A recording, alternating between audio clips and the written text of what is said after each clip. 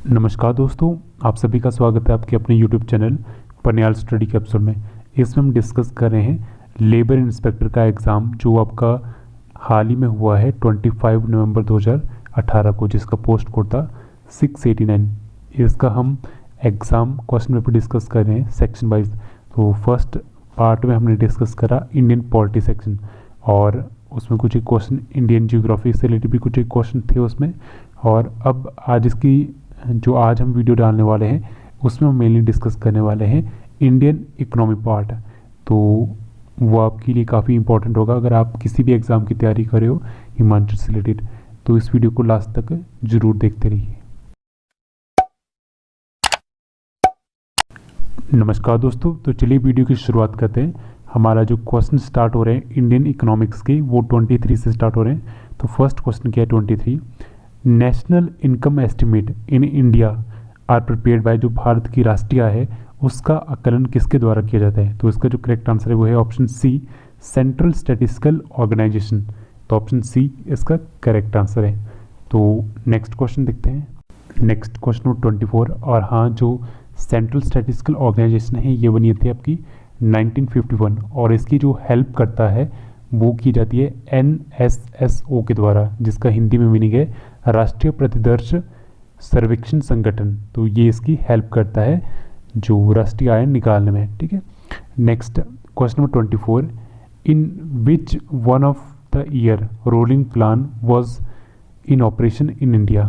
तो 24 का जो करेक्ट आंसर है वो है ऑप्शन बी, 1978 टू 1979। तो ऑप्शन बी इसका करेक्ट आंसर है। और जो ये रोलिंग प्लान था ये चलाया गया था जनता पार्टी के द्वारा, और इसी प्लान को ख़त्म करने के बाद छठी पंचवर्षीय योजना लागू की गई थी 1980 से 1985 के बीच में। Next question 25, which state has the lowest literacy rate according to 2011 census. तो वो है बिहार। तो बिहार यहाँ ऑप्शन में है नहीं, तो यहाँ जो आंसर दिया है वो option D, none of these दिया है। ठीक है।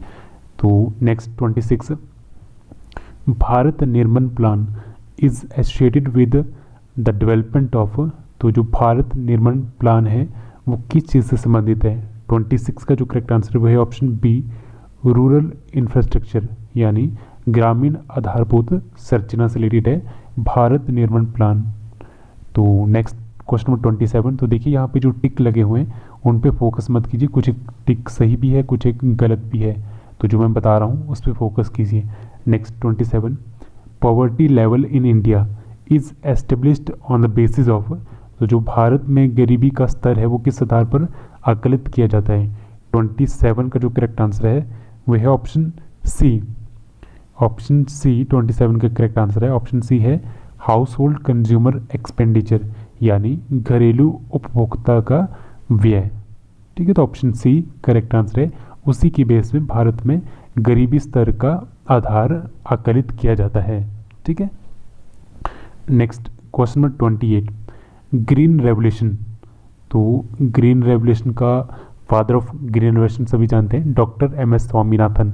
तो ऑप्शन ए इसका करेक्ट आंसर है। 28 का ऑप्शन ए करेक्ट आंसर है इसका। ठीक है। नेक्स्ट देखते हैं क्वेश्चन नंबर 27 से रिलेटेड कुछ एक फैक्ट बता देता हूँ।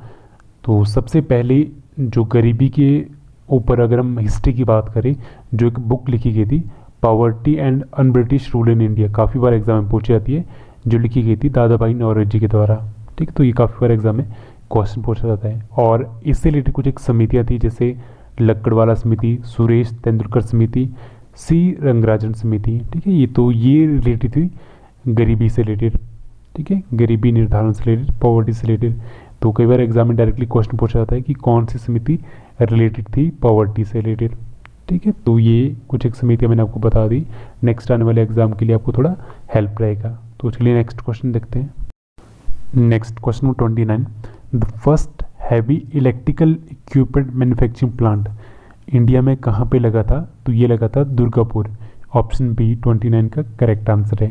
ठीक है। तो इस तरह से कोई बार क्वेश्चन पूछे जाते हैं तो फर्स्ट जो भी इंडिया में चीज़ हुई है वो काफ़ी इंपॉर्टेंट होती है, कई बार डायरेक्ट एक्चुअली क्वेश्चन पूछे जाते हैं। Next question number 30, the European Union has adopted which of the following as a common currency. तो जो यूरोपियन संघ था उन्होंने इनमें से कौन सी सामान्य मुद्रा के रूप में अपनाया था। ठीक है, तो क्वेश्चन नंबर 30 का जो करेक्ट आंसर है वो है option D, none of these. इसका जो करेक्ट आंसर है वो है यूरो। यूरोपियन यूनियन में 90 कंट्री आती है जिन्होंने एक सिंगल करेंसी अडॉप्ट की है जो है euro. Next 31, central bank of India RBI Mumbai, option C correct answer है इसका 31 का C. Next 32, which of the following is the most important item of expenditure. तो एक्सपेंडिचर का मोस्ट इम्पॉर्टेंट आइटम कौन सा है गवर्नमेंट ऑफ इंडिया का on revenue account. ठीक है, तो सबसे मोस्ट इम्पॉर्टेंट जो आइटम ऑफ एक्सपेंडिचर है वो है इंटरेस्ट पेमेंट यानी ब्याज भुगतान, ऑप्शन डी करेक्ट आंसर है इसका। तो next 33, which is known as the third pillar in the international economic relation.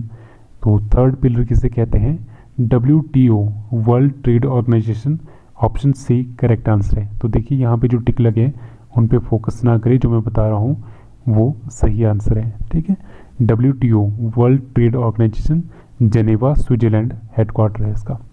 Next 34, a letter of credit is produced by. तो लेटर ऑफ क्रेडिट किसके द्वारा प्रोड्यूस किया जाता है, both exporter and importer, option C correct answer है 34 का।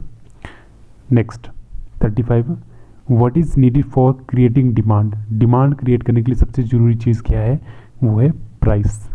तो option B correct answer है प्राइस।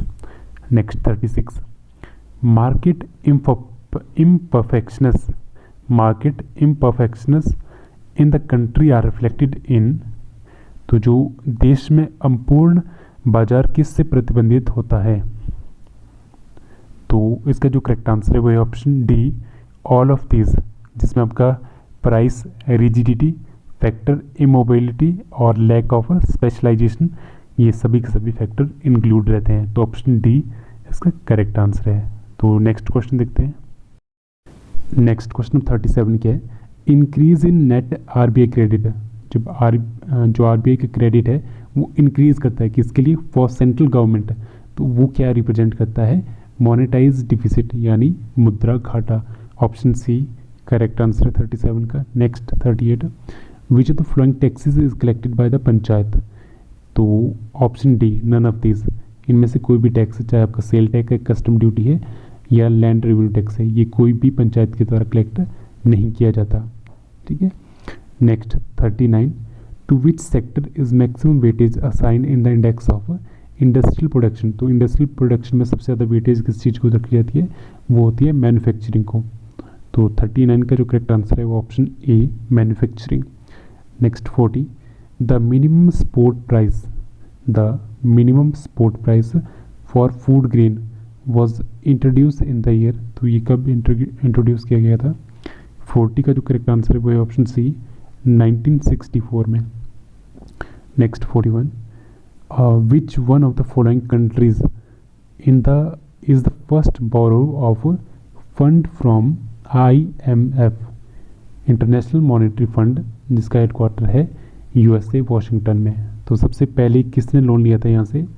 तो 41 का जो करेक्ट आंसर है वो है ऑप्शन डी फ्रांस, 41 का डी फ्रांस। ठीक है, next 42, IRDA is associated with. 42 का जो करेक्ट आंसर है वो है option D none of this. ठीक है, ना रेलवे, ना बैंकिंग, ना टेलीकम्युनिकेशन। ठीक है, तो ऑप्शन डी करेक्ट आंसर है इसका। और इसकी जो फुल फॉर्म है वो है insurance regulatory and development authority of India, related to insurance है। ठीक है, तो यहाँ पे ऑप्शन है नहीं इंश्योरेंस, तो नन ऑफ दिस इसका करेक्ट आंसर है। तो नेक्स्ट आपके पास जो क्वेश्चन स्टार्ट हो रहे हैं वो जनरल अवेयरनेस, जनरल साइंस से रिलेटेड क्वेश्चन है, तो उनको हम नेक्स्ट सेक्शन में डिस्कस करेंगे। फिलहाल हमने डिस्कस करे इसमें इंडियन इकोनॉमिक का पार्ट।